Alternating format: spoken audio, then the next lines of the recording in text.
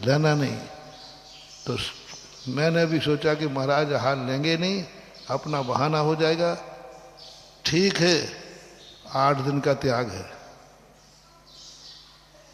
मैंने कहा इतना बड़ा आचार्य, प्रतिमाधारी लाइन में खड़े, 50 लोग लाइन में खड़े हैं, बड़े बड़े प्रतिमाधारी। अपन से काय को लगे, तुरंत कहते हट यहाँ बाजू से, तो मुझे हटना नहीं पड़े, ये हटा देगा, जिससे हमें कहने हो जाएगा कि मैं थोड़ी हटाता, महाराज नहीं हटाया। तो मन की आचार्य से तुरंत कहे बाजू से हो जा, हट जाए यहाँ। और उन्होंने तो जैसे ही 8 दिन कहे, वे आंखें आज भी आचार्य की दिखती हैं मुझे। वैसी आंखें मैंने आचार्य कभी नहीं देखी, और वो मुस्कान मैंने कभी दोबारा नहीं देखी। आचार्य इतने अच्छे से मुस्कुराए जैसे मैंने बहुत बड़ा महाव्रत धारण कर लिए हो। हाँ, जैसे मैंने कोई महाव्रत का श्रीफल चढ़ा दिया हो।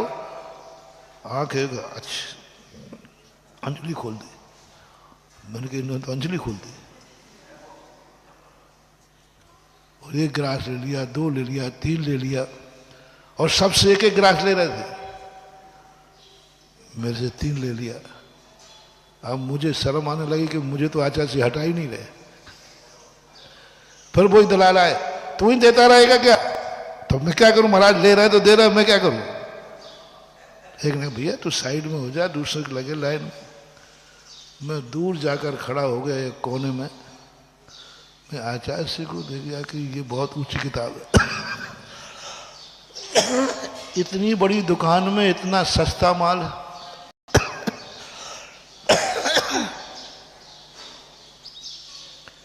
इतनी बड़ी दुकान में इतना सस्ता माल कैसे हो सकता है? अब पता चलता है कि जो बहुत बड़े व्यापारी होते हैं वे बड़ा माल, जैसे टाटा प्लेन भी बनाता है तो टाटा सुई भी बनाता है। टाटा की सुई भी चलती बताते हैं। हाँ, अब बोलो इतना बड़ा लोग कहें कि टाटा प्लेन बनाता है, जैक बनाता है, जेट बनाता है। उसके यहाँ कोई सुई लेने जाएगा? कोई मांगेगा कि टाटा की सुई दे दो? लेकिन ये होशियार व्यापारी का लक्षण होता है। होशियार व्यापारी कितना भी बड़ा होगा, वो खुदरा सामान जरूर बेचेगा। कितना भी बड़ा होगा वो खुदरा व्यापार जरूर करेगा। और ये पॉलिसी होती अच्छे व्यापारी की। वे व्यापारियों के खाने को नहीं होता।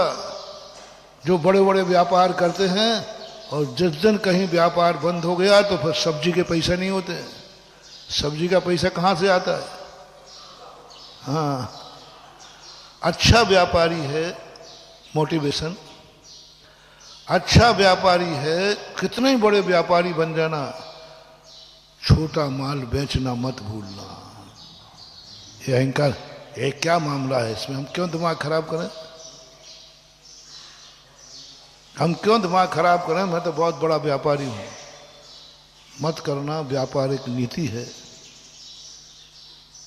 अर्थशास्त्रियों ने लिखा है कि अर्थ कमाने वाला व्यक्ति कितना भी बड़ा हो जाए वो मजदूरी करना ना भूले। कितना ही बड़ा राजा हो जाए लेकिन नंगे पैर चलना ना भूले। कितना ही बड़ा राजा हो जाए लेकिन कंडा और लकड़ी बीनना ना भूले। कितना ही बड़ा राजा हो जाए 72 कलाएं उसको आना चाहिए। यही तो लिखा है रामायण में, यही तो लिखा है पद्म पुराण में। यही तो लक्ष्मण कहते हैं, हे गुरु महाराज क्या करा रहा हो, पागल हो? मैं दशरथ का पुत्र हूं और भैया मेरे दशरथ के जेठ पर राजा बनना, राजनीति सिखाओ, राजमहलों में रहना सिखाओ, राजाओं से कूटनीति सिखाओ।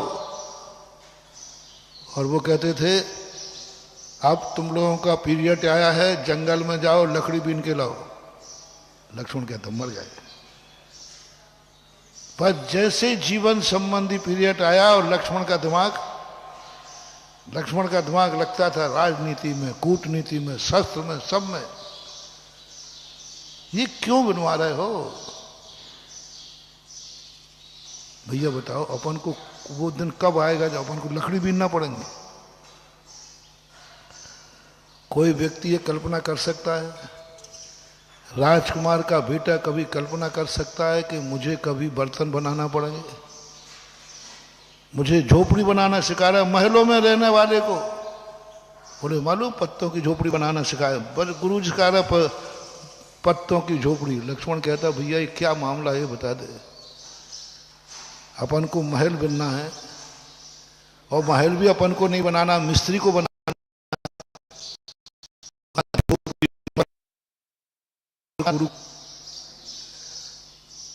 महाराज महल ही नौकर बनाएंगे तो झोपड़ी नहीं, हाथ से बनाओ झोपड़ी बनाना सिखा रहे हैं घास की। कैसे बल्ली गाड़ना, कैसे पत्ते लाना, कौन झोपड़ी बनाना सिखा रहा है, रस्सी बांधना सिखा रहा है। किसको समझ में आती है? रामचंद्र जी कहते हैं ये महान गुरु है, क्योंकि ये राजकुमार को झोपड़ी बनाना सिखा रहा है।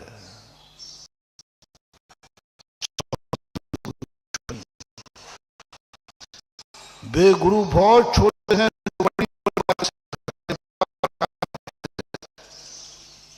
समय सार पढ़ाएंगे साहब।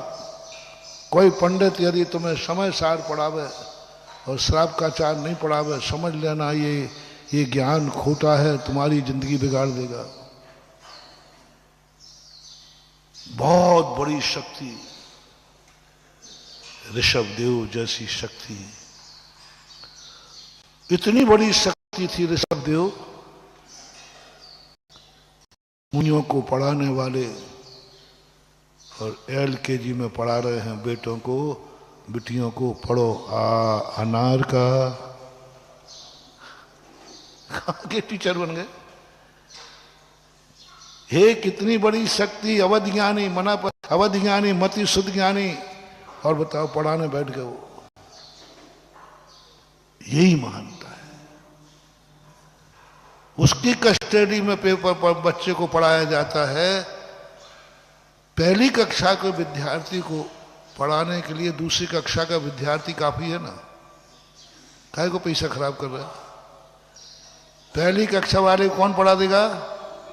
लेकिन पहली कक्षा वाले को B.Ed पास B.Ed पास करो तब वो पढ़ाने लायक होता है। ऋषभदेव बन गए, उनको जरूरत नहीं थी, अवध ज्ञानी थे, लेकिन बन गए। ये महानता थी, इसलिए वो प्रजापति कहलाए, विश्वम्भु कहलाए, वे आदि ब्रह्मा कहलाए। इतना बड़ा व्यक्ति इतना निम्न कार्य कर रहा है, करने को तैयार हो गया। इतना छोटा कार्य, निम्न नहीं छोटा कार्य करने को तैयार हो गया। ये तो कोई भी कर सकता था, और जरूरत क्या थी, लेकिन किया।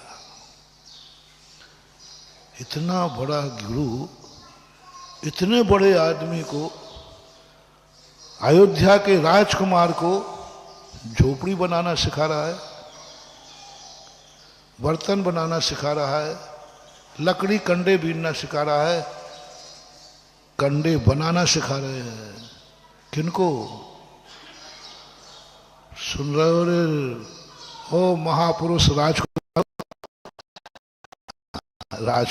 हो। राज हटा दो, कुमार ही हो।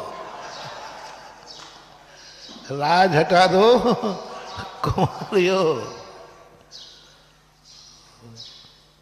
और और जोड़ दो, कुम्हार बे हो। तो भी बोले हम एक कार्य करेंगे, हम एक कार्य करेंगे। नहीं, रामचंद्र जी कहते हैं ये गुरु महान है। इसको मालूम है कि मैं अयोध्या नरेश का ज्येष्ठ पुत्र हूं, फिर फिर भी झोपड़ी बनाना सिखा रहा है। इतना सस्ता कार्य जो तो मजदूर भी सिखा देंगे, कोई भी सिखा दे, सीखने की जरूरत क्या पड़ी है? जिंदगी में कभी आवश्यकता ही नहीं है तो क्या मतलब लेना। महान आदमी, बहुत बड़ा आदमी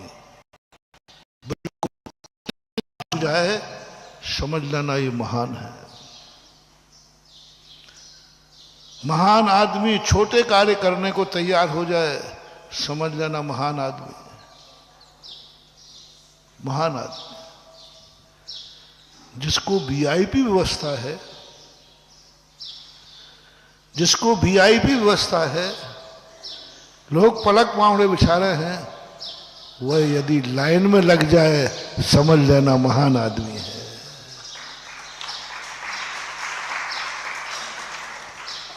अशोकनगर में हुआ था ना, अशोक पाटनी छोटे आदमी के बड़े आदमी, आप लोग दृष्टि में बहुत बड़े आदमी, उनको वीआईपी व्यवस्था थी। वीआईपी रास्ते से लाइन लगी थी 200 लोगों की, 300 लोगों की, नीचे तक भैयावृत्ति के लिए। सब लोग कह रहे थे कि वीआईपी आप तो ऊपर से चलिए, लाइन से ऊपर से चलिए, और आ जाते तो पूरी लाइन को भी ऐतराज नहीं होता। यदि वो आदमी लाइन तोड़ करके आगे आ जाते तो मुझे नहीं लगता किसी को बुरा लगता, सब कहते हाँ साहब जाइए, और शायद लाइन तोड़ के आते तो मुझे भी बुरा नहीं लगता। मैं भी नहीं कहता तुम लाइन तोड़ के क्यों आए, बड़ा आदमी है। लेकिन जब उसने देखा कि ये 200-300 आदमी लाइन में खड़े हैं, तो उनका नहीं, मैं जिस नंबर पे आया हूं उसी नंबर की लाइन में लग के जाऊंगा।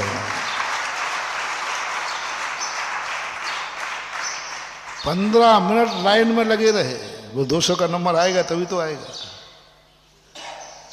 समझ लेना यह व्यक्ति महान है। जिसको वीआईपी व्यवस्था हो और वो वीआईपी व्यवस्था छोड़ करके सामान्य व्यवस्था में लग जाए, यही महानता का लक्षण है। और निकृष्ट व्यक्ति कौन है मालूम नहीं, मैं लाइन में लगूंगा। तुम लोगों को अकल है कि नहीं? मैं IMR के मार्वल मैं लाइन में लगूंगा, मेरी इज्जत का सवाल है। मैं लाइन में लगूं, मैं लाइन में लगूं। समझ लेना ये सबसे छोटा आदमी है, समझ लेना ये सबसे छोटा आदमी है। और जो लाइन में लग जाए, समझ लेना ये सबसे बड़ा आदमी है। बड़े आदमी की विशेषता होती है कि वो छोटों के साथ मिलने में अपनी अवमानना नहीं समझता, छोटों के साथ बैठने में अपना अपमान नहीं समझता। ये होता है। और अहंकारी व्यक्ति को अहंकार आता है। रामचंद्र जी इसलिए महान थे कि वे छोटे से छोटा कार्य करने में पीछे नहीं हटते थे। गुरु ने कहा है करना है, उनको कभी नहीं आया कि गुरुदेव किससे काम कराए, अयोध्या नरेश के राजकुमार हो और आप क्या कर रहे हैं, कंडे बनवाना सिखा रहे हो। मैं गोबर उठाऊं गायों का, अब कंडे बनाओ। इतने में तो अशोकनगर की राजकुमार छोड़ेगा, पापा कह रहे बेटा कंडे बनाना सीख। तो क्या पापा कंडे बनाना सीखूं मैं? रामचंद्र जी से बड़े नहीं हो रहे तुम। रामचंद्र जी कंडे थापना खुशी से सीख रहे हैं। कंडे थापना, अयोध्या नरेश का राजकुमार कंडे थाप रहा है। वीडियो बना के वायरल करवाएं। अच्छा था कि उस समय वीडियो नहीं थी कि अयोध्या नरेश कंडे थाप रहा है। सबसे छोटा कार्य बताया ना, झोपड़ी बना रहा है। यही महानता का लक्षण है। यदि तुम कभी बड़े हो और तुम्हें छोटे से छोटा कार्य करना पड़े और तुम्हारे मन में गिल्टी नहीं आए तो तुम खुद अपना आशीर्वाद अपने हाथ से ले लेना, मैं खुद महान हूं। क्योंकि मुझे छोटों के साथ बैठने में गिल्टी नहीं आ रही, मुझे छोटा कार्य करने में गिल्टी नहीं आ रही।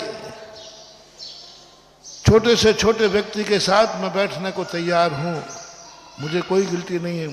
समझ लेना आपके अंदर महानता है, बहुत बड़ा मोटिवेशन दे रहा हूं, आप बहुत ऊंचाइयों पर पहुंचोगे। लोग कहते हैं महाराज जी हमारी जीवन में ऊंचाइयां कम मिलेंगी। भैया मैं भविष्य वक्ता नहीं हूं, मैं सर्वज्ञ नहीं हूं, लेकिन मैं नीतियां ऐसे पॉइंट जानता हूं, ऐसे नुक्से जानता हूं, नुक्सा बोलते हैं नुक्सा, कि वो नुक्सा बड़े जोशी फैल हो जाए लेकिन हमारा नुक्सा फैल नहीं होता। आपको यदि कभी छोटे आदमियों के साथ बैठने में गिल्टी महसूस नहीं, मैं इनके साथ बैठूं, समझ लेना तुम सिर फोड़ फोड़ करके मर जाना, कभी बड़े नहीं बन पाओगे। तुम्हारा घर का ही व्यक्ति, घर में ही तुम्हें सम्मान नहीं मिलेगा, घर का ही बेटा तुम्हें सम्मान नहीं देगा, कोई सम्मान देने वाला नहीं मिलेगा तुम्हें, क्योंकि तुम्हारे मन में एक बार ही बात, इसके साथ मैं बैठूं, मैं कहां और ये कहां, कभी नहीं। और एक बार तुम्हें ये भाव भूल जाओ, नहीं वो कहां मैं कहां, जहां वो वहां मैं, वो भी आत्मा है। एक बहुत अच्छा पेपर में पढ़ा था, एक महान व्यक्ति का था, अपने नौकरों के साथ भोजन करता था। वो झाड़ू लगाने वाले के साथ, सबके साथ, घर के लोग बहुत दुखी थे उससे, तुम इतने बड़े आदमी हो, शेठ हो, बहुत बड़े आदमी, और वो भोजन सबके साथ करता था। वो माँ के साथ करता था तो रोटी बनाने वाली के साथ भी करता था, वो पत्नी के साथ बैठता था तो एक झाड़ू लगाने वाली को बैठा लेता था, तुम भी करो। वो नौकर बैठते थे, नहीं सेठ जी आपकी बराबरी पर तो मैं नहीं बैठूंगा, वो हाथ पकड़ के बैठा लेता था। जब सब लोग परेशान हो गए, एक दिन सब रिश्तेदारों घेर लिया, आखिर तू ये नाटक करता क्यों है, तू माँ के साथ भोजन करते उनका, तो बोले मैं तो माँ के साथ ही भोजन करता हूँ, फर्क इतना है कि ये मेरी माँ है, वो किसी की भी माँ है। क्या सोच, क्या समझ में नहीं आता, कैसे होते हैं महान, क्या सोच, कहाँ है महानुभाव अपन लोग। सोचो अपनी औकातें, सुनो रे अहंकारियों, अपन लोग कितने अहंकार में चले गए। ये भी किसी की माँ है, मेरी माँ जैसी है ऐसे उसको भी ये माँ है। अच्छा हुआ हम दो माताओं के साथ बैठ के भोजन कर रहे हैं। अपनी और पराई माँ क्या होती है, जैसी तुझे अपनी माँ प्यारी है उसको भी उसकी माँ प्यारी है, हम उसका अपमान क्यों। वो कहता था भोजन करते समय, झाड़ू लगाते समय नौकरानी है, भोजन करते समय वो हमारी माँ के समान है, क्योंकि वो भी किसी की माँ है, वो भी किसी का बेटा है। मैं अपने बेटे के साथ भोजन करता हूं तो नौकर को बोला बैठ इसी डिब्बे में खा। परिवार के लोग कहते नहीं नौकरों का डिब्बा अलग है, नौकर का भोजन जाएगा नहीं जाएगा। वो कहते नहीं, मेरे डिब्बे में ही नौकर का भोजन होगा। नौकर से कहता क्या कहता था, नौकरी कर रहा है वो, मेरी सेवा कर रहा है, लेकिन भोजन तो करेगा, तो वो भी किसी का बेटा है। जब मेरा बेटा है तो ये भी किसी बाप का बेटा है, तो दो बेटों के साथ मैं भोजन कर रहा हूं। और क्या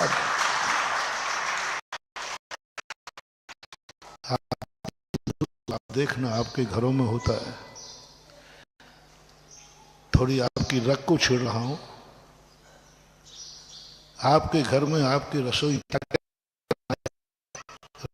रसोईया ने, त्योहार का दिन था, कोई कार्य था, क्या क्या बनाया उसने? बहुत सारे व्यंजन बनाए। जब वो घर जाने लगी, लेट भी हो गई थी, तो आपने उसको जाते समय कौन सी रोटी दी? मुझे शेयर कर दो थोड़ा सा। बासी रोटी दी। उसने क्या क्या बनाया था? घर गई वो, माँ आज तू लेट क्यों आई? आज तू थकी हुई क्यों दिख रही है? बेटा मालिक के यहाँ कुछ नौकर आए थे, वो रिश्तेदार आए थे, त्योहार का दिन था, तो आज थोड़े आइटम ज़्यादा बनाए थे। क्या क्या बनाया था? ये चीज़ें बनाई। और जब माँ की गोदी में ढेला तो क्या मिला? ओहो, क्या कहेगा बेटा? माँ आज उस सेठ के यहाँ काम करती हो जिसके यहाँ तुम सब कुछ बना के लाई, और घर तो बासी रोटी लेके आई। घर तो बासी रोटी लेके आई। उस समय तुम्हारा मन में भाव आ जाए कि मेरे बेटा बेटियों को ये सामान बना रही है, उसमें से थोड़ा दे दो। घर जाके जब ये कहेगी, बेटा देख जो जो मैंने बनाया है वो मैं तेरे लिए भी लाया हूं, ऐसा है मेरा सेठ। जो उसने अपने बच्चों के लिए बनवाया है वही उसने मेरे बच्चों के लिए दिया है। वो दुआ देगा वो बालक, वो दुआ देगा बालक तुम, कि तुम जन्म जन्म तक भी अमीर बनते रहोगे, क्योंकि तुमने दोनों में कोई भेद नहीं किया। बोलो, ये तुम्हारे घरों में ये हो रहा है कि नहीं? बस यही तुम्हारी जिंदगी की सबसे बड़ी बद्दुआ है। तुम कहते हो महाराज हम इतने बड़े आदमी थे, हम इतने बड़े आदमी थे, डाउन होता जा रहा है। कोई मंत्र दे दो, कोई झाड़ा दे दो, कुछ नहीं महानुभाव, तुम्हें उस बच्चे की बद्दुआ लगी है। नौकरानी ने नहीं बद दिया, वो तो आदत में आ गई थी, कितने ही कुछ बना ले, हमें तो बासी रोटी ही। उसने कुछ, बच्चा था नादान, उसने पूछ लिया और उसने रोटी देख कर कहा कैसा है सेठ, कैसा है दुष्ट। और जो बच्चे की बद्दुआ है, दुखिया हाय गरीब की कभी न निष्फल जाए, कभी न निष्फल जाए। ये भी किसी की, मियाँ बीवी तुम भोजन करते हो, तो कहता था ये भी किसी की पत्नी है, ये भी किसी की पत्नी है, उसी को यही भोजन करने मिल जाए तो क्या बुराई हो जाए। क्यों नौकरानी? भेद करो, हर समय नहीं। नौकरी करे तब वो नौकर है, तुम मालिक हो, और भोजन करे तो वो भी भूखा है और तुम भी भूखा हो। दोनों एक साथ बैठ जाओ, जाओ, तुम्हारा महानता ऐसी बढ़ेगी कि एक दिन परिवार ही नहीं, रिश्तेदारी नहीं, सारा जगत तुम्हें सम्मान देगा। तुम ज्येष्ठ हो, सारा जगत तुम्हारा सम्मान करेगा, क्योंकि तुमने अपने कहा कि नहीं। और तुम्हारे मन में ये भाव आ गया, मैं इसके बराबर बैठूं, मैं इसके साथ खाऊं, मैं इनके साथ बैठ के खाऊंगा, मैं इनके साथ, मेरी पोजीशन। हाँ, कर लो अहंकार जितना करना, घर में भी इज्जत मिलना बंद हो जाएगा। फिर कहोगे महाराज क्या करें, हमारा बेटा ही मेरा सम्मान नहीं करता, क्या करें, मेरे घर में कोई इज्जत ही नहीं है, मेरी घर में कोई इज्जत ही नहीं है। इज्जत मिलेगी कहां से? तुमने तो सारी दुनिया की बेइज्जती की है। तुमने तो हर व्यक्ति से घृणा ही घृणा की है, हर व्यक्ति में तुम्हें दोष दिखते हैं, हर व्यक्ति में घृणा होती है। तुम हर व्यक्ति को तुम हीन मानते हो, अपने आप को बड़ा मानते हो। हर व्यक्ति को हीन मानना, मूर्ख मानना, ज्ञान, कई लोगों की आदत होती है, सबको कोई ना कोई कमी दिखेंगे, ये मूर्ख है, इस मूर्ख से एक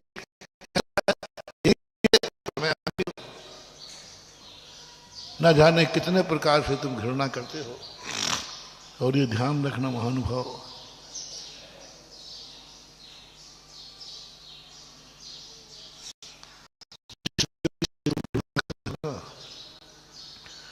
कर्म एक दिन तुम्हें वह दशा देगा।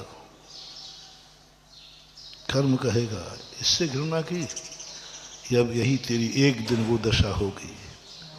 तुमने भिखारी से घृणा की, एक दिन तुम्हें भिखारी का दर्शन होगा।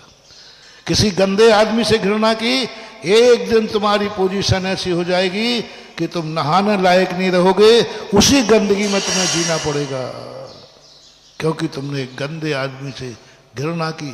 तुमने ये नहीं सोचा कि उस बेचारा देखो क्या है, क्या करे, क्या करे, उसके पास साबुन लाने को पैसे नहीं है, तुम झकझक कपड़े पहन रहे हो, किसी मजदूर से गंद आ गई कपड़ों से, वो करे क्या है बताओ। खाने को पैसा नहीं, वो साबुन कहाँ से लाए। एक पागल है, बेकारी उन्मत्त है, वहां देखकर तुम लोग थूक देते हो। बोलो बताओ वो क्या करे, पागल है, बुद्धि नहीं है, बुद्धि नहीं है उसके पास, वो क्या करे, उसकी जिंदगी ऐसी है, क्या करे, गरीबी है। महानुभाव नहीं, घृणा नहीं करना, उसे विपाक विचय धर्म ध्यान का साधन बनाना, उसे अपाय विचय धर्म ध्यान का साधन बनाना। हो सके तो उसे धुले हुए कपड़े दे देना, हो सके तो अपना नौकर कपड़े धोने को लगा है, उस मजदूर के, उस भिखारी के कपड़े भी एक धोबी से कह देना मेरे कपड़े भी धोना, प्रतिदिन उस भिखारी के कपड़े भी धो देना, क्योंकि मुझे गंदगी पसंद नहीं है, मुझे गंदगी पसंद नहीं। नौकर के कपड़े धो के कपड़े ला, उसकी ताकत ही नहीं, वो क्या धोएगा। नहीं, तेरे कपड़े मैं धुलवाऊंगा, क्योंकि मुझे गंदगी पसंद नहीं है। मैं भी गंदा नहीं रहता हूं तो मेरे नौकर भी गंदे नहीं रहेंगे, मैं भी गंदा नहीं रहता हूं तो भिखारी भी गंदा नहीं रहेगा मेरे नगर में, क्योंकि गंदगी मुझे पसंद नहीं है। ये करो तो कुछ बात बने, अपाय विचय धर्म ध्यान। ये न कर सको तो घृणा करने की जरूरत नहीं। एक बच्छराज जी थे, बच्छराज गंगवाल, राजस्थान के। वो कभी पैदल नहीं चलते थे,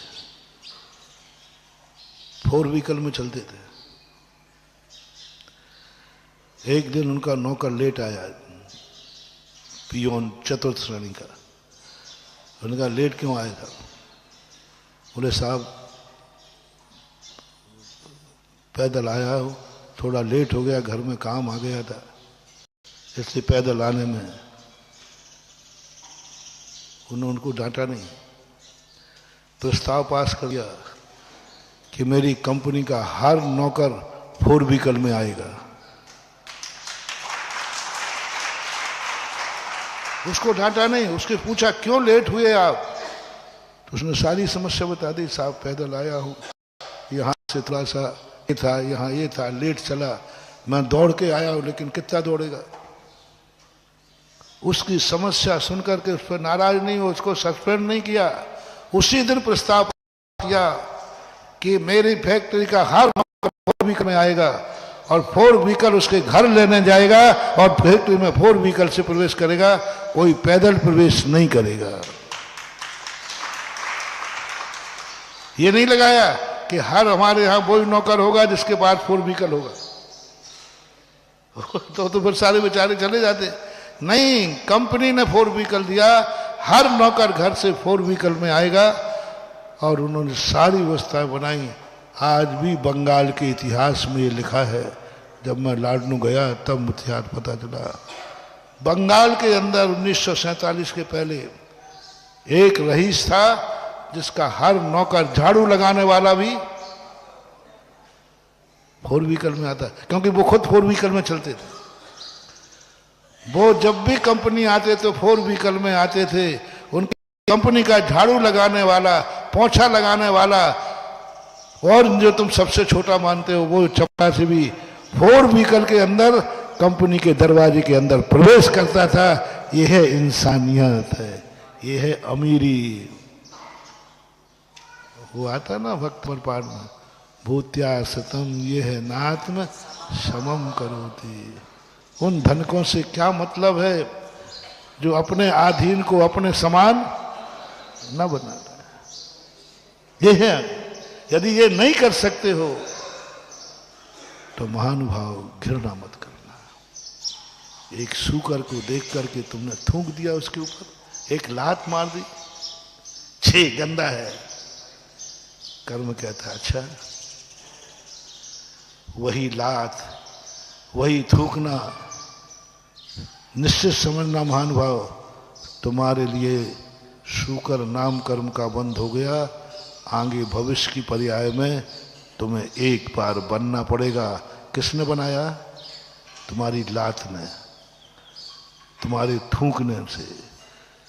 उस शूकर की गंदगी पर थूकने मात्र से, उसको लात मारने मात्र से तुम एक दिन शूकर बनोगे। वो कर्म कहेगा अब बोल, अब तू नहा के आ, अब नहा के आ। उस समय सोचना चाहिए महानुभाव ये बेचारे की क्या गलती है, कर्म ही इसका ऐसा है। हे भगवान, कोई अशुभ कर्म किया है, संसार में ऐसी पर्याय किसी को प्राप्त न हो, न हो। अमेरिका का एक राष्ट्रपति हुआ है, राष्ट्रपति सभा में जा रहे थे, रास्ते में एक सूकर का बच्चा कीचड़ में फंसा हुआ था।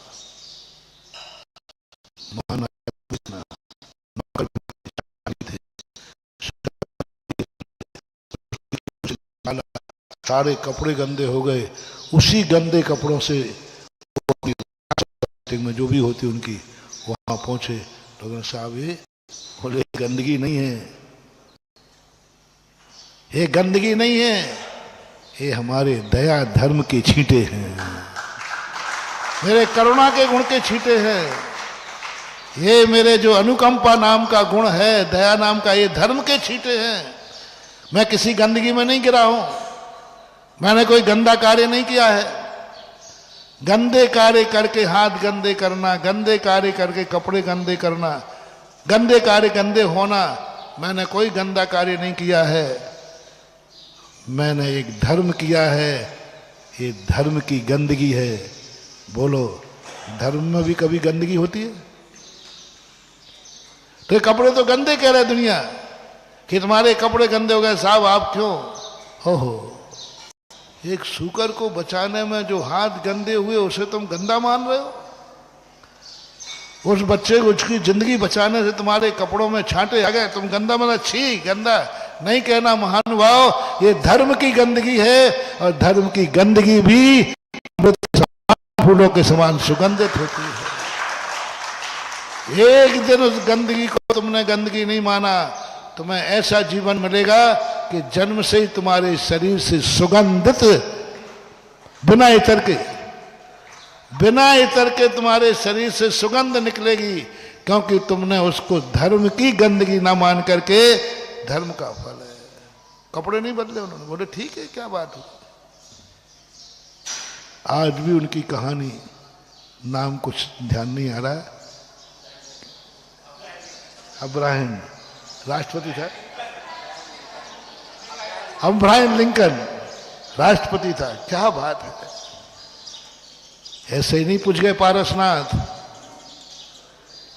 इतनी बड़ी शक्ति, इतना महान, अपने दोस्तों के साथ घूमने जा रहा है, किसको बचाने उतर पड़े? किसके कारण अपमान सहन किया? एक नाग नागिन को, जिसको देखकर दुनिया मारने का भाव करती है, काल मानती है।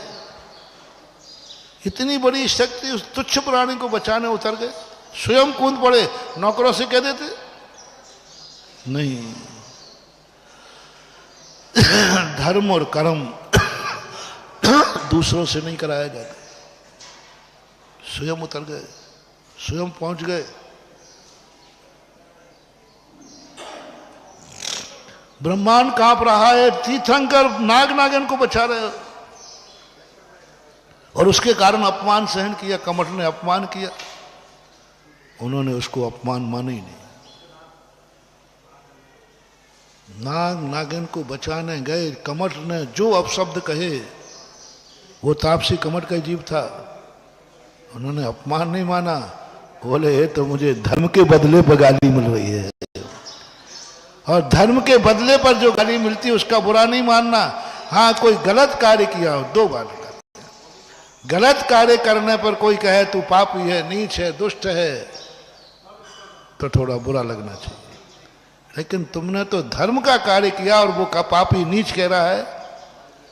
पारसनाथ कहते हैं ये तो धर्म का फल है, गाली धर्म का फल है। ना मैं बचाने आता, ना ये मुझे गाली मिलती, ये तो धर्म का फल है, ये तो दया का फल है। दया के बदले में मिल रही है मुझे गाली, दया के बदले में गाली मिली है। ये पाप कैसे हो सकता है? इस पर क्रोध मैं कैसे करूं? मुझे क्यों बुरा लगे? धर्म के बदले में मिली है। और हम और आप होते तो काहे का धर्म? हम धर्म करने गए, वहां गालियां मिल रही हैं। हम अच्छा करने जाते, लोग वहां गालियां दे रहे हैं, बुराई कर रहे हैं। क्या करने पर बुराई कर रहे हैं? अधर्म करने पर कि धर्म करने पर? यदि धर्म करने पर हमें बुराई मिले महानुभाव, तो धर्म का फल मान करके बुराई नहीं है। पारसनाथ कहते काय की बुराई है? मैंने दया की, ना दया करता ना ये गालियां देता। यही रामचंद्र जी कहते, ना मैं धर्मात्मा होता ना मैं वनवास जाता। मुझे वनवास मिला है, मुझे कोई खेद नहीं है, क्योंकि धर्म के बदले में मिला है। पांडवों के और श्री राम के वनवास में कितना अंतर है। राम का वनवास प्रसन्न से बना है, राम के वनवास की कथा बन गई, राम के वनवास की कथा बन गई। पांडव भी तो वनवास गए हैं। पांडव को वनवास पाप के फल पर मिला है, राम को वनवास धर्म के बल पर मिला है। वनवास दोनों हैं। रामचंद्र जी ने वनवास धर्म के, पिता की आज्ञा, पिता का वचन, पिता के वचनों की रक्षा करने के बदले में क्या मिला? बदले में, धर्म के बदले में मिला। रामचंद्र जी कहते मुझे कोई बुरा नहीं है, मुझे कोई खेद नहीं है, मुझे कोई प्रतिशोध नहीं है। बोलो, रामचंद्र जी ने प्रतिशोध की भाव किए, 14 वर्ष बाद निपटूंगा क्या कैसे? नहीं, कोई प्रतिशोध नहीं। धर्म के बदले वनवास मिला है। एक बार भी पूरे वनवास के समय पर एक बार भी रामचंद्र जी के मन में खेद नहीं आया कि ये सारी दुर्दशा मेरी कैकई की बदौलत हो रही है। एक बार भी कभी उल्हाना नहीं दिया। मन में तो आता, ये सब मेरी कैकई के कारण मेरी जिंदगी में आ रहा है। सीता का हरण हो गया, लक्ष्मण शक्ति लगी, मरने तक का भाव कर लिया। गजब, ओहो महानुभाव, मोटिवेशन। मरने तक की नौबत आ गई, लेकिन कैकई को बुरा करने का ये भाव नहीं आया। ये सब मेरी कैकई की बदौलत हो रहा है, कैकई के कारण से मुझे हो रहा है, उसके कारण से हो रहा है। एक बार तो मन में कोस देते। सभी रामायण मैंने पढ़ ली, वैष्णव की पढ़ ली, बौद्धों की पढ़ ली, जैनियों की पढ़ ली। सभी रामायण के अंदर एक बार भी रामचंद्र जी के मन में एक बार भी भाव नहीं आया ये सब कैकई की बदौलत हुआ। और ये मैं उस पिता की बदौलत वनवास आया हूं जो जोरू का गुलाम था। स्त्री के कहने पर मुझे वनवास दे दिया, स्त्री के कहने पर राज नहीं दिया, स्त्री के कहने पर मुझे राज्य नहीं दिया। झूठ मत बोलना रे तुम लोग, बताओ तुम्हारा बाप मम्मी के कहने पर तुम्हें वो दुकान नहीं देवे तो तुम बाप को काका कहो? जा बताओ। मेरा बाप जोरू का गुलाम है, स्त्री के कहने पर चलता है। अरे मूर्ख, सोच तो सर, बाप की स्त्री है, तेरी तो माँ है, लेकिन उस समय तुम माँ नहीं दिखेगी, तुम्हें अपने बाप की पत्नी दिखेगी, जोरू दिखेगी। तुम्हें दुकान का हिस्सा नहीं मिला तो तुझे मम्मी मम्मी नहीं दिखेगी, मम्मी भी क्या दिखेगी? बाप की जोरू, बाप की जोरू। और बाप जोरू का गुलाम है, इसलिए वो माँ बाप मुझे कुछ दे ही नहीं सकते, क्योंकि वो तो अपनी, बोल दो ना, जो है सो है महावीर की। एक बार भी दशरथ को कहते थे, क्या दशरथ को स्त्रियों के कहने में चलना चाहिए? उसने राज मांग लिया तो राज से छीन दिया, उसने कह दिया तो कह दिया। पूरी रामायण में, वैष्णव दर्शन की रामायण में भी वनवास दे दिया अपनी पत्नी के कहने पर। नहीं, रामचंद्र जी कहते हैं ये वनवास, ये कष्ट मुझे धर्म के बदले में मिले हैं, पिता की वचन की रक्षा करने के बदले मिले हैं, पिता की आज्ञा के बदले में मिले हैं। जो धर्म के बदले पर मिले, चाहे अपमान हो, चाहे संकट हो, चाहे गरीबी हो, पर कभी बुरा मत मानना, कभी धर्म को मत कोसना। ये सारे जगत के लिए आज का होमवर्क है, मोटिवेशन है। रिपीट करता हूं, धर्म के कारण से कभी अपमान हो, धर्म के कारण से कभी संकट आए, धर्म के कारण से विपरीत स्थिति बने, तो कभी तुम धर्म को कोसना नहीं, बल्कि कहना मुझे खुशी है, क्योंकि मेरी जिंदगी में जो कष्ट आया है वो किसके कारण आया है? धर्म के कारण। धर्म के कारण कष्ट है, कोई चिंता की बात नहीं। ये गालियां मुझे धर्म के बदले मिल रही, पारसनाथ कहता है कोई चिंता की बात नहीं। लोगों ने कहा साहब मैं तापसी को निपटा दूं, बोले नहीं, ये गालियां मुझे धर्म के बदले मिली, मैंने नाग नागिन के ऊपर दया दिखाई, वो दया के बदले मुझे गालियां मिली है, इनका मैं कभी बुरा नहीं मानूंगा, क्योंकि ये धर्म का प्रसाद है, धर्म के बदले मिली, और धर्म के बदले में हमें जो मिलेगा सब तैयार है। पांडवों का वनवास प्रसिद्ध क्यों नहीं हुआ? क्योंकि उनको वनवास किसके बदले में मिला था? जुआ के बदले। अब पीछे की कहानी अलग है कि वहां भी वचन था, इसलिए आधा प्रशंसनीय आधा निंदनीय। वहां राजा की आज्ञा मानी, लेकिन एक बार राजा की आज्ञा मानी, तीसरी बार जुआ में वनवास जाना पड़ा। पहली बार का जुआ जो राजा के यहाँ से था वो तो माफ हो गया था, सब कर दिया, खत्म कर दिया, लेकिन दोबारा फिर बैठ गए।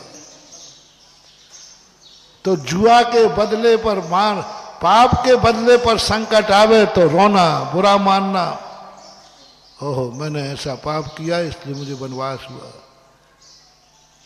मैं कभी ऐसा पाप नहीं करूंगा, मुझे बहुत पश्चाताप है कि मुझे पाप के कारण वनवास हुआ।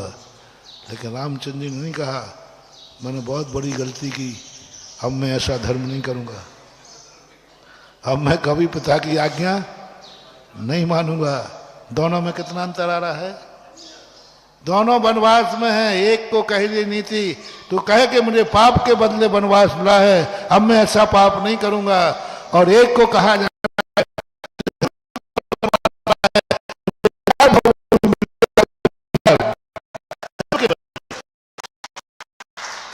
दोनों वनवास है, दोनों कष्ट है। इसलिए कभी भी धर्म के बदले कुछ मिलता है तो गिल्टी महसूस मत करना, अपमान महसूस मत करना, कभी अपमान महसूस नहीं करना, और किसी भी जीव के अपने से हीन व्यक्ति से कभी घृणा नहीं करें। विपाक विषय, अपाय विषय, धर्म ध्यान का विषय बनाओ कि देखो ये कैसे कर्म है, कैसी स्थिति है, तो जब तुम इस सम्मान पाओगे। इसी प्रकार धनवान बनना है तुम्हें, और सेठ लोगों कितनी बड़ा धंधा कर लेना, एक छोटा धंधा जरूर चलते रहना। जो मैं कह रहा था ना, कितने बड़े राजकुमार बन जाना, लेकिन कंडे थापना मत भूलना है? तुम बहुत बड़े सेठ हो, सेठ के राजकुमार हो, लेकिन तुम्हें कंडे थापना आना चाहिए, तुम्हें लकड़ी बीनना आना चाहिए, तुम्हें झाड़ू लगाना आना चाहिए, तुम्हें रोटी बनाना आना चाहिए। ए मत करो, मैं तो सेठ कर गया, मुझे तो कोई पानी का गिलास भी नहीं उठाना है, ज्यादा सेठगिरी मत बताओ। हर अमीर को हर गरीब का काम आना चाहिए, मोटिवेशन बना दिया। हर अमीर को, बोलो, हर अमीर को गरीब जो काम करता है वो तुम्हें आना चाहिए। तुम्हें भीख मांगना भी आना चाहिए। क्यों मिर्ची लग गई? अरे भीख मांगना भी आना चाहिए। और तभी राजकुमारों के लिए भिक्षा के लिए भेजा जाता था। ये मांगना भी तुम्हें आ जाए कि कैसे मांगा जाता है। अब उसको भीख ना कह के भिक्षा कह देते हैं, थोड़ा स्टैंडर्ड बढ़ा दिया, लेकिन कहना तो यही पड़ता है। भिक्षाम देही, वहां वो कहता है मिले माए, थोड़ा अंतर है। लेकिन हर चीज आना चाहिए। जो जो संकट के समय हो सकता है वो तुम्हें अच्छे दिनों में अभ्यास करना है। सूत्र लो, अभ्यास करना है। जो जो गरीबी में हो सकता है वो तुम्हें अमीरी में सीखना है। जो सब कुछ पाकर के हो सकता है वो तुम्हें उस समय सीखना है। तुम्हारे पास रजाई है, तुम 8 दिन में 1 दिन बिना रजाई के रात गुजारना है। हर अमीर के लिए होमवर्क। रजाई है, एयर कंडीशन कमरा है, बस हफ्ते में 1 दिन बिना रजाई के, बिना एयर कंडीशन के स्मशान घाट में, जंगल में रात बिताना है। सेठ सुदर्शन, आगम से बोल रहा हूं। सेठ सुदर्शन के बाद सब कुछ था, सब कुछ था, लेकिन एक दिन वो गरीब बनकर के जंगल में, घर में कभी मच्छर भी नहीं काट सकते, सब एयर कंडीशन है। एक रात मच्छरों के बीच में जरूर बिताना जहां गरीब गुजारता है।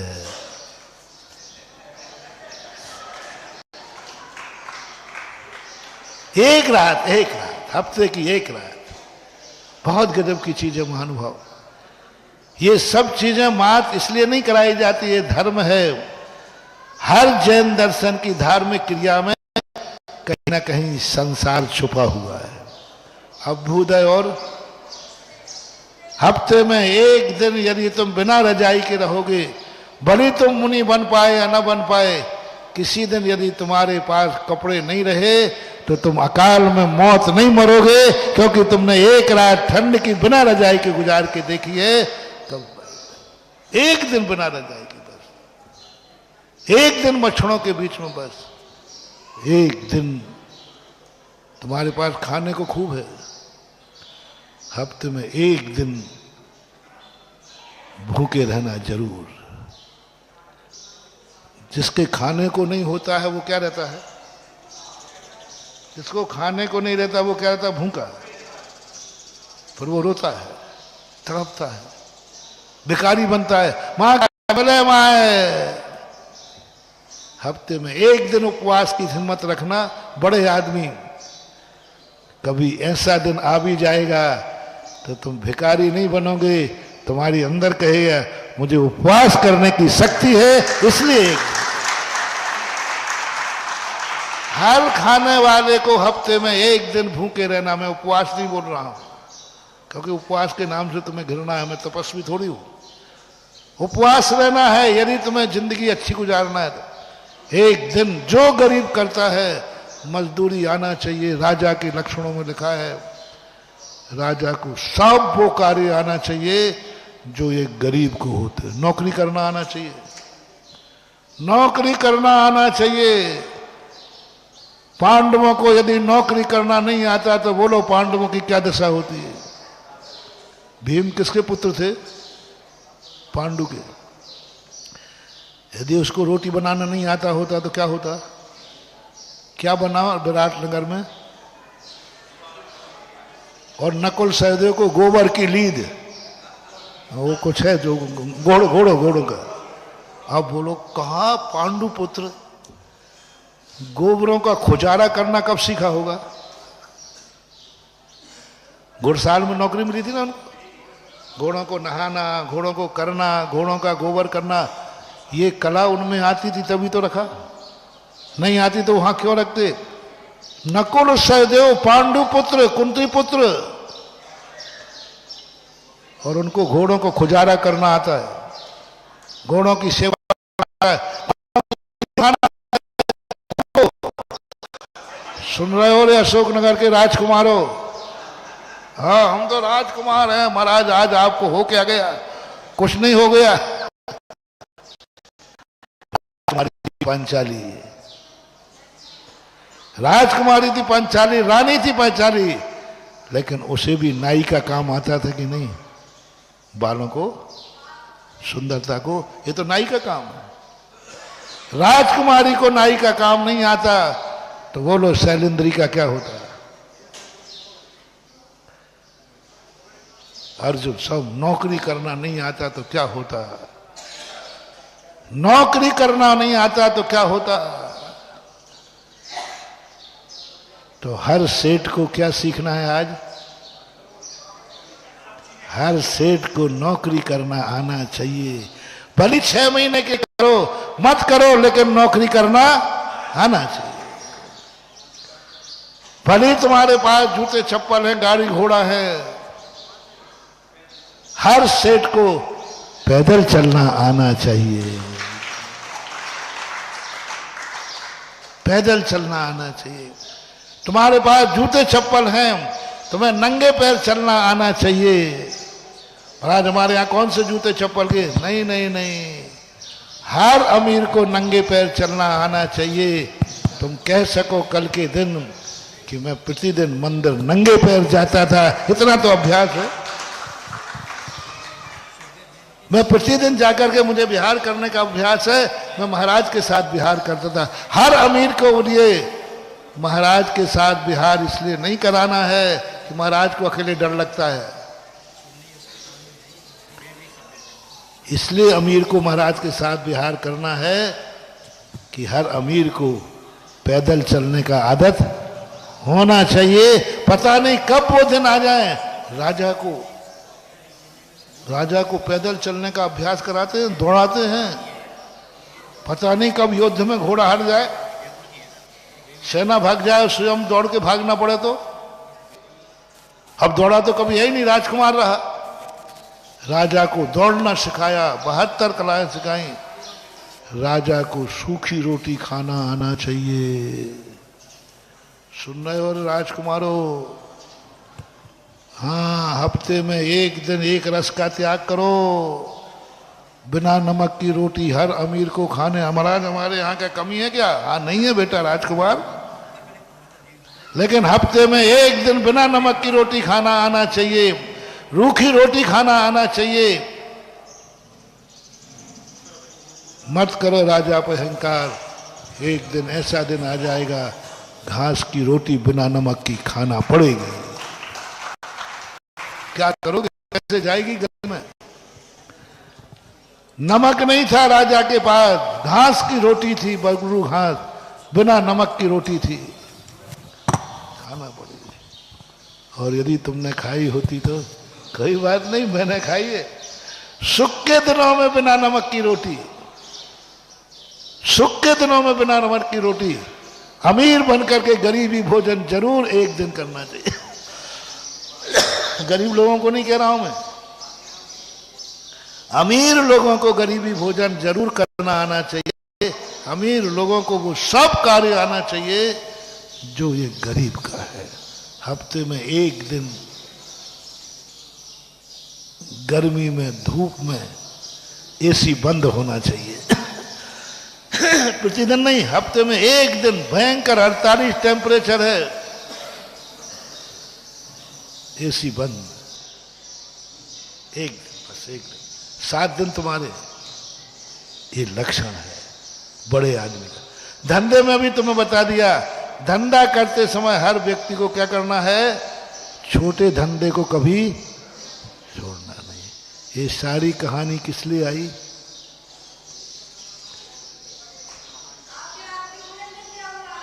हाँ, वो तो छूट ही जा रहा है जिसके लिए तुम सारी रामायण हुई। आचार्य श्री छोटे हैं कि बड़े? बहुत बड़े। उस समय भी हमें बहुत बड़े लगते थे, बहुत बड़े।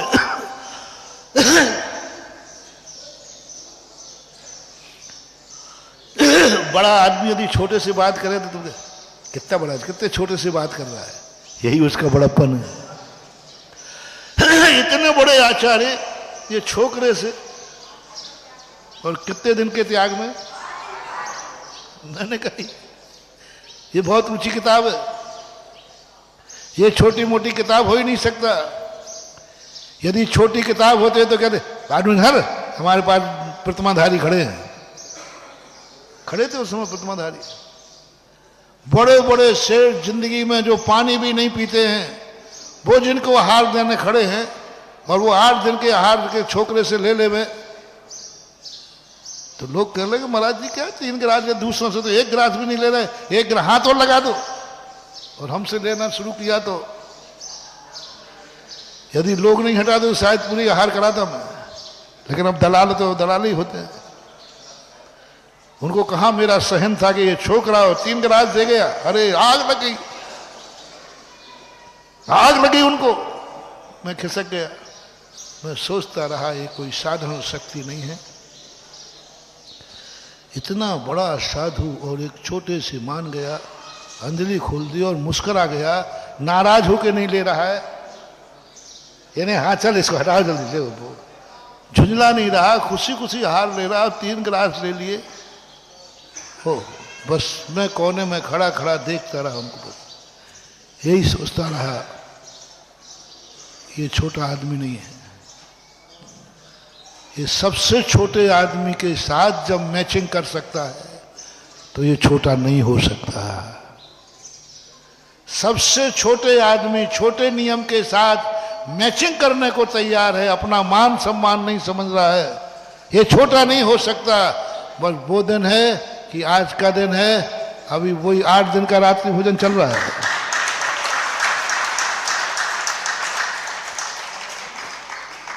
चल रहा है, बस उसी दिन हो गया। जब इतने सस्ते में इसने निपटा दिया है तो मैं ऐसे गुरु को ठगूंगा नहीं, जो किसी ने नहीं लिया वो मैं लेकर के बर्ताव करता हूं। नहीं, कहने का भाव ये है कि हमेशा महान व्यक्तियों की बहुत बड़ा संस्कार। समय आपका हो गया, अपना प्रसंग क्या चल रहा है, सामान्य और विशेष। अपना विषय चल रहा है कि हम सृष्टि को सुधारने की बात करते हैं। सृष्टि कहती है, अपना प्रसंग चल रहा है उस बाप का, जो बाप की एक बेटी ने क्या कहा, संकट में डाल दिया। काय की बेटी, यहीं से तो साइड में हुए थे। जो बाप को संकट में डाल दे वो बेटी नहीं हो सकती, पूर्व जन्म की बैरन है जो संकट में डाल दिया। बस यहीं से शुरू हुआ था कि दुश्मनों के जाल में तो हम कम फंसते हैं, अपनों के जाल में ऐसे फंसते हैं कि निकल नहीं पाते। इस प्रसंग को यदि अपने कल ध्यान में आएगा तो चर्चा करेंगे। आज तक अपन दुश्मनों के जाल में फंस करके संसार में नहीं भटक रहे हैं, अपनों के जाल में फंस करके संसार में भटक रहे हैं। क्योंकि अपनों का जाल इतना मीठा होता है, महानुभाव अच्छे अच्छे फंस जाते हैं। बल्कि दुश्मनों के जाल से छूटना कोई कठिन बात नहीं है, लेकिन अपने मोह माया जाल के जाल से छूटना बहुत कठिन है। बहुत उससे निकल जाना बहुत कठिन होता है। इसलिए हमें विचार करना है कि हमारी दुनिया में, सृष्टि में, हमारे जीवन में घातक क्या है। किसके षड्यंत्र में तुम फंसे हो, किसके माया जाल में तुम फंसे हो, जिनको तुम अपना दुश्मन मानते ही नहीं हो। कल दोपहर का शाम का एक प्रश्न था, उसी को लेकर अपन आगे बढ़े। महावीर भगवान की